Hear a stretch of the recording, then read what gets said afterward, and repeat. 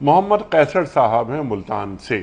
سوال ان کا یہ ہے کہ میاں بیوی بہت مالدار تھے، ان کے پاس سونا چاندی مال تھا اور وجوب حج کے تمام شرائط پائے جاتے تھے، لیکن کچھ عوارض یا سستی یا کاہلی کی وجہ سے حج نہیں کر سکے اور زمانہ گزرتا چلا گیا۔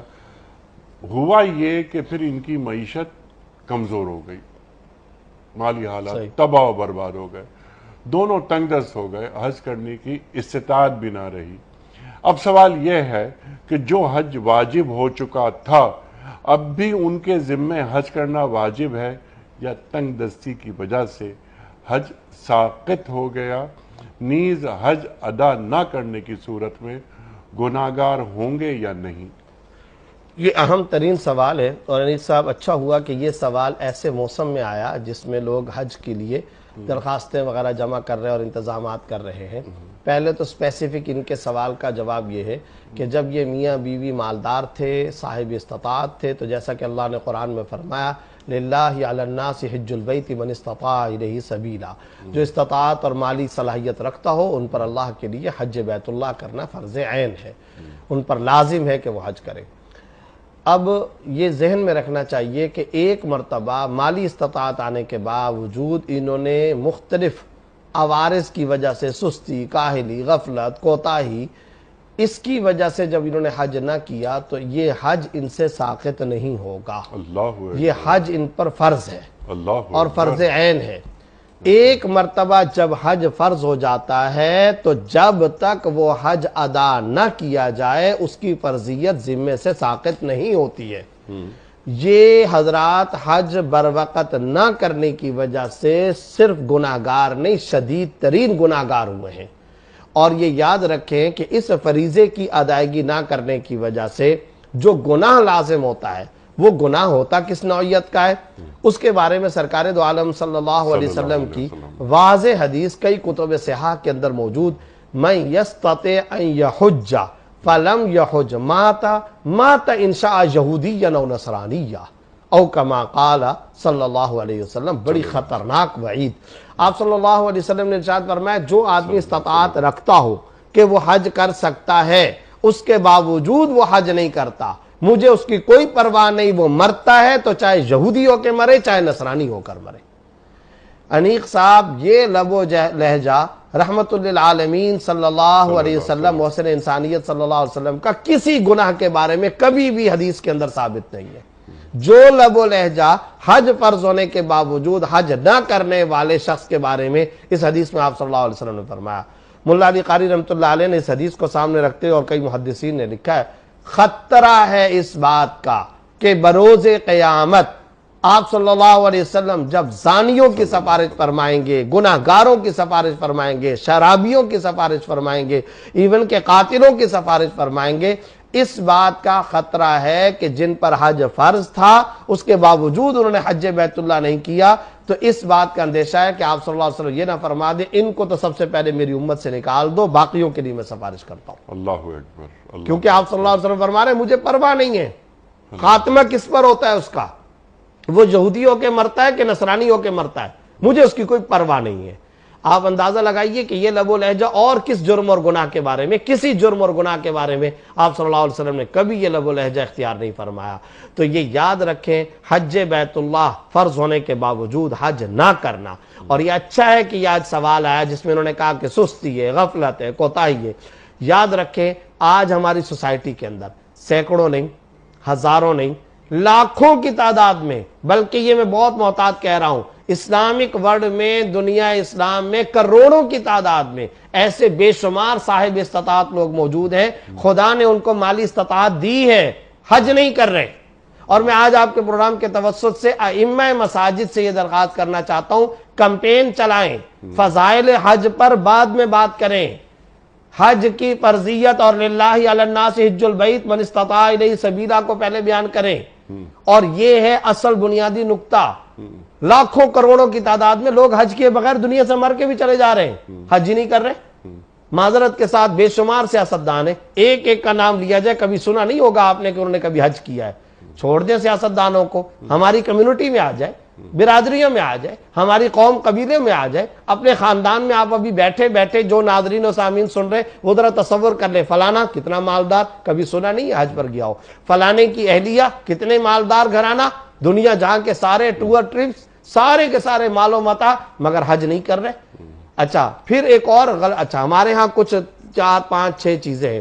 ہمارے استاد مفتی محمد تقی عثمانی صاحب مدظلم کی ایک پوری کتاب ہے, حج فرض میں تاخیر کے بہانے, اس کتاب کا نام ہی یہی ہے, حج فرض میں تاخیر کے بہانے. اب اس میں کیا ہے, بیٹی کی شادی کر لوں پھر حج کر لوں گا, اسلام میں تو کہیں پر یہ نہیں لکھا. آپ اس کو اسلام پر بطور وبال کے کیوں بنا رہے؟ ایک اسلامی شاعر اور فریضے پر اس مسئلے کو بطور بوجھ اور وبال کے کیوں ڈالتے ہو بھائی؟ اسلام کے اندر تو نکاح آسان تھا. یہ جو آپ نے بیٹی کی شادی کے سلسلے میں جو تاثرات اور تصورات اور جو فرسودہ رسمیں آپ نے قائم کی, ان کا شریعت سے کیا لینا دینا؟ کنٹینر کے کنٹینر جہیز تیار ہو کر کے جائیں گے, سینکڑوں کی تعداد میں کپڑے, درجنوں کی تعداد میں بسترے, اور پھر کتنی بڑی تعداد کے اندر کراکری کے سیٹ, ساز و سامان, صوفہ سیٹ, کار, غالیچے, قالین, برتن, یہ زیور, اس کا اسلام اور شریعت سے کیا لینا دینا؟ اور ان چیزوں کی وجہ سے حج فرض میں تاخیر کر رہے, حرام تصور ہے, ناجائز ہے, اس کا شریعت سے کوئی لینا دینا نہیں ہے. آگے چلیں, اپنا مکان بنا لیں گے تب حج فرض کریں گے, کہیں اسلام میں یہ بات نہیں ہے. دنیا جہاں کے سارے کام ہوتے ہیں, عرفات مینا نہیں جا سکتے ہو, مکہ نہیں جا سکتے ہو, ساری دنیا جہاں کے کام ہو رہے ہیں, مکان بنا لوں تب جا کر کے حج کروں گا, کوئی اس کا اسلام اور شریعت سے تعلق نہیں. بیٹے کی انگلینڈ کے اندر تعلیم مکمل ہو جائے پھر حج فرض کر لیں گے, کہاں لکھا ہے قرآن و حدیث کے اندر؟ یہ سارے امور ناجائز نہیں ہیں, لیکن یہ آپ کی لگژری لائف کا پارٹ, یہ آپ کے حصے ہیں, آپ جانے, آپ کا کام جانے. اس کو آپ روزے پہ, اچھا تو پھر آپ کل کو یہ بھی کر لیں کہ یہ روزہ نہیں رکھوں گا, پہلے یہ بل آ جائے, نماز نہیں پڑھوں گا. بھائی جس طرح نماز فرض ہے, جس طرح روزہ فرض ہے, اسی طرح حج. اور حج کی فرضیت انیق صاحب ایک خاص وجہ کی بنیاد پر فقہا لکھتے ہیں, ان فرائض سے کچھ زیادہ اہمیت رکھتی ہے. وہ کیوں؟ حج زندگی میں ایک مرتبہ فرض ہوتا ہے, حج زندگی میں ایک مرتبہ فرض ہوتا ہے. ایک اس کا پہلو ہے کہ دوسرے فرائض سے بھی اس کی اہمیت زیادہ. دوسرے نمبر پر نماز اور روزہ یہ ایک ایسی چیز ہے کہ اس کا ریپلیسیبل ہے. حج ایک مرتبہ ہو گیا, یا آپ فرض کریں اس دفعہ اگر کسی نے حج نہیں کیا, کیا پورے سال تک وہ حج کر سکتا ہے؟ وہ نہیں کر سکتا. حج کی تو متعین تاریخیں ہیں نا, 9 ذی الحجہ ہے, 8 ذی الحجہ ہے, 10 ذی الحجہ ہے. مناسک کے حج تو 3-4 دن کے اندر ادا ہوتے ہیں. تو آپ پھر چاہیں کہ میں جناب علی ذی الحجہ کے بعد محرم میں حج کر لوں, ربیع الثانی اور جمادی الاولیٰ میں کروں, کر ہی نہیں سکتے ہو بھائی. شعبان اور رمضان میں کر لوں, کر ہی نہیں سکتے ہو. تو مقصد کہنے کا یہ ہے کہ اس چونکہ ایسے پہلو موجود تھے, اور پھر یہ والی بات بھی ہے جو ابھی آپ نے سوال کے اندر پڑھی ہے کہ جناب میاں بیوی صاحب استطاعت تھے اور اب ان کی مالی معیشت کمزور ہو چکی ہے. تو جب مالی معیشت کمزور, بھروسہ تو نہیں ہے نا, تو جب بھروسہ نہیں تھا, آپ سے پیسے ختم ہو سکتے تھے, آپ نے بر وقت جب پیسہ اور مال تھا حج نہیں کیا, اب آج آ کر کے آپ سوال پوچھ رہے ہیں, تو اب بتائیے. فقہا نے متفق علیہ طور پہ مسئلہ لکھا ہے, ایک مرتبہ حج فرض ہونے کے بعد لو افتقارا, اگر وہ فقیر ہو گیا, بعد مالی ہی, مال کے بعد, وجب دینن فی الذمہ, اس کے ذمے کے اندر یہ حج لازم رہے گا, فرض رہے گا, اس سے اس کے بغیر چھٹکارا نہیں جب تک کہ وہ حج فرض ادا نہ کر لے. تو یہ اہم ترین نقطہ ہماری طرف سے جانا چاہیے, اور لازمی طور پر جانا چاہیے کہ کمپین چلائی جائے, خدا را حج کریں. اور یہ اچھا بہت سارے لوگوں کے ذہن میں حج تو بڑھاپے کے وقت کی عبادت ہے, فارغ وقتوں کی کہانی ہے. یہ کیا ہو گیا؟ بلوغت کے بعد اگر کوئی لڑکا ہے انیق صاحب 11 سال کی عمر میں فرض کرو بالغ ہو چکا ہے, 11 سال کی عمر میں حج کرنا فرض ہے اگر اس کے بعد مالی استطاعت ہے, اگر اس کی ذاتی مالی استطاعت ہے, کوئی وراثت میں اگر اس کو مال مل گیا تھا یا اس کی مالی حیثیت ہے, 11 سال میں فرض ہو رہا ہے, کر رہا ہے 80 سال کی عمر میں. یہ کون سا طریقہ ہے؟ تو یہ جتنے ہم نے حج فرض کی تاخیر کے بہانے بنائے ہوئے, شریعت کے اندر ان میں سے کوئی معقول نہیں, کوئی مقبول نہیں ہے. گناہ گار ہوں گے, اور سنگین گناہ گار ہوں گے, اور کبیرہ گناہ کے مرتکب ہوں گے. اس لیے پیسہ خدا دے دے, مالی استطاعت آ جائے, پہلے نمبر پر جو کرنے کا کام ہے وہ حج فرض کرے. دوسری بات آپ نے قرض کے حوالے سے کہی, یہ قرآن و حدیث کی بات تو نہیں ہے, بزرگوں کی بات ہے. ہمارے ایک استاد سے حضرت مولانا شمس الحق صاحب رحمۃ اللہ تعالی علیہ, حضرت مولانا رفیع عثمانی صاحب, مولانا تقی عثمانی صاحب مدظلم کے بھی استاد, تو بزرگ استاد سے اللہ تعالیٰ ان کو جنت الفردوس عطا فرمائے. میں نے اپنی زندگی میں حدیث کا ایسا ماہر عالم نہیں دیکھا. دارالعلوم کراچی کے ناظم تعلیمات تھے, وہ عام طور پہ کہا کرتے تھے کہ ایک تجربے کی بات ہے، حج کا قرضہ خدا رہنے نہیں دیتا. کیا بات ہے، سبحان اللہ، سبحان کہنے لگے کر لو تجربہ، سبحان اللہ، حج کا قرضہ خدا نہیں رہنے دیتا. اللہ ہے. بس ایک انسان اپنے عشق اور خدا کے ساتھ راز و نیاز کا یہ تعلق والا سفر کر لے. قرآن کریم کے اندر اللہ نے ایک جگہ پر فرمایا لیشہدوا منافع لہم، حج پر جائیں تاکہ یہ اپنے منافع دیکھیں. تو فرمایا کرتے تھے بے شمار منافع ملیں گے، تو کیا وہ قرض ادا نہیں ہوگا؟ کیسے ہو سکتا ہے؟ پھر یہ ہے کہ حج کے بارے میں قرآن کریم کی کئی آیات سے پتہ چلتا ہے حج کرنے سے رزق میں اضافہ ہوتا ہے. اللہ رزق میں اضافہ کرتا ہے. گھاٹ گھاٹ کا انسان پانی پیتا ہے، خدا اس کے رزق اور مال کے اندر برکتیں عطا فرماتے ہیں. تو اس لیے حج کے معاملے میں کبھی غفلت، کبھی سستی، کبھی کوتاہی کا معاملہ نہیں کرنا چاہیے. اور ائمہ مساجد کو اور علماء کو بھی چاہیے اس سلسلے میں لوگوں کے اندر کمپین چلائیں، ترغیب دیں، اور حج فرض کے اندر کسی صورت تاخیر نہیں کرنی چاہیے. خدا کرے ہمارے خاندانوں میں، ہماری قوم قبیلوں کے اندر، ہماری برادریوں اور کمیونٹیز کے اندر یہ بات عام ہو اور لوگ اس کی طرف متوجہ ہو سکیں. لوگ اس طرح متوجہ ہی نہ ہوں بلکہ حج کو اپنی ترجیحات میں شامل کر لیں. جب آپ یہ بات فرما رہے تھے کہ 11 سال کا بچہ اسے بھی جانا چاہیے، تو یقیناً وہ والدین کے ساتھ جائے گا. 11 سال کا بچہ، والدین پہلی بات ہے کہ خود جائیں، خود حج کریں، ان کی ترجیحات میں حج شامل ہو. دوسری بات یہ کہ اپنے ساتھ اس 11 سال کے بچے کو بھی، اگر وہ بالغ ہو گیا، جی وہ بالغ ہونے اور کے مالی بعد استطاعت ہے، مالی استطاعت ہے، مالدار لوگ ہیں بہت سارے، کتنے ہیں، ان کے یہی تو علم بات میں ہے. نہیں ہوتی یہ بات، یا ترجیحات میں نہیں ہوتی جزاک اللہ، کہ ہمیں جانا ہے حج پر. اس کو رکھیں. ایک فائدہ اور جو میں عرض کرنا چاہ رہا تھا کہ جب ہم اپنی اولاد کو لے کے جاتے ہیں نا حج پہ، عمرے پہ، تو ان کے اندر دین داخل ہوتا ہے.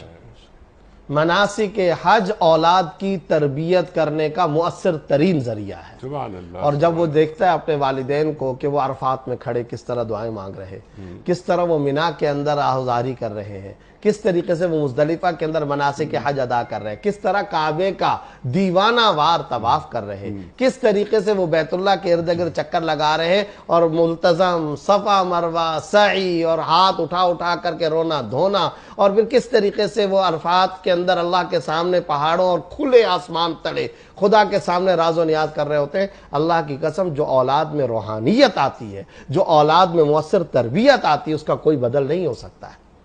یہ کام اس حوالے سے بھی بہت مؤثر ہے اور یہ ضرور کرنا چاہیے. سبحان اللہ. اور ہمارے ہاں لوگوں کی اگر ترجیحات کے اندر آ جائے اور ان کو یہ بات سمجھ میں آ جائے، بلکہ میں تو یہ عرض کرتا ہوں کہ خدا را کسی طرح حج کا ایک مرتبہ ذائقہ چکھو، جی جی اس کا ٹیسٹ لو، جی اس کا لطف لو.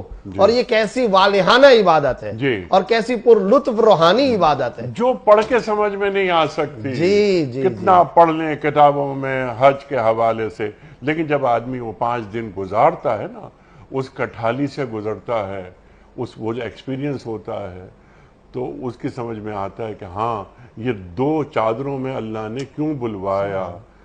یہ جو آپ نے بات کہی ہے نا، یہ بڑی گہری بات کی. آپ نے فرمایا کہ بیان کرنے سے نہیں آتا، یہ بات بھی اللہ نے قرآن میں فرمائی. امام راضی رحمۃ اللہ علیہ نے نقطہ لکھا ہے لیشہدوا منافع لہم. کیا فرمایا جا رہا ہے کہ وہ ان منافع کا مشاہدہ کریں. کیا مطلب؟ لیتبینوا نہیں آیا، یہ نہیں آیا کہ بیان کریں، یہ نہیں آیا کہ سن لیں، بلکہ لیشہدوا. پتہ چلا حج اور اس کے منافع مشاہدے سے تعلق رکھتے ہیں، سننے سے تعلق نہیں ہے، ان کا بولنے سے تعلق نہیں ہے، پڑھنے سے نہیں ہے، مشاہدہ دیکھنے سے تعلق ہے. یہ وہاں جا کر انوائرمنٹ آف دا حج، یہ چیز جو آتی ہے یہ اسی ماحول اور انہی حالات اور اسی فضا کے اندر آ سکتی ہے. یہ آپ کبھی بھی کسی بولنے اور سننے سے حاصل نہیں کر سکتے. سبحان اللہ، سبحان اللہ، سبحان اللہ. تو وہ حج کسی سے پوچھا جائے کہ میاں حج کا سفر کیسا رہا، بیان کرو، بیان نہیں کر سکتا، نہیں کیا جا سکتا. وہ محسوس کیا جا سکتا ہے، بیان نہیں کیا جا سکتا. آپ کے جو مقامات یہ آپ نے بیان فرمائے، وہ جو عرفات ہے، اللہ اکبر، اللہ اکبر، کیا بیان کر سکتا ہے؟ کبھی بیان نہیں کر سکتا. ایک تو اس کی ہمت نہیں ہوگی بیان کرنے کی. دوسری بات ہے کہ جو چیزیں اس کے اندر آ گئیں، اس کے خون کی طرح دین شامل ہو جاتا ہے. خود سے خدا تک سفر کا نام حج ہے. اور وہ جو عرفات کے میدان کے اندر باہر پہاڑوں پر لاکھوں عام افراد جگہوں پر دعا لاکھوں مانگ رہے افراد ہیں، جس طرح سے دہاڑے دعا- مار اللہ رہے اکبر، ہیں، اللہ اکبر، اور جو ہچکیاں لگی ہوئی ہیں، وہ حقیقت کے اندر فرزندان توحید بنے ہوئے ہوتے ہیں، اور اس وقت کا وہ جو منظر ہوتا ہے، میں سمجھتا ہوں کہ زندگی کے لیے، وہ کسی نے کئی کا زبردست بات کہی تھی، بلکہ شیخ سعدی کا جملہ ہے، چو کعبہ ندیدی چہ دیدی در جہاں آمدی۔ اگر تم نے حج نہیں کیا، خانہ کعبہ نہیں دیکھا، تو دیکھا کیا ہے دنیا میں آ کر؟ اللہ گویا دنیا میں آنے کا تمہارا مقصد ہی حاصل نہیں ہوا اگر تم نے حج نہیں کیا ہے۔ اللہ تو یہ زندگی کے اہم ترین مقاصد میں سے اللہ اکبر، اللہ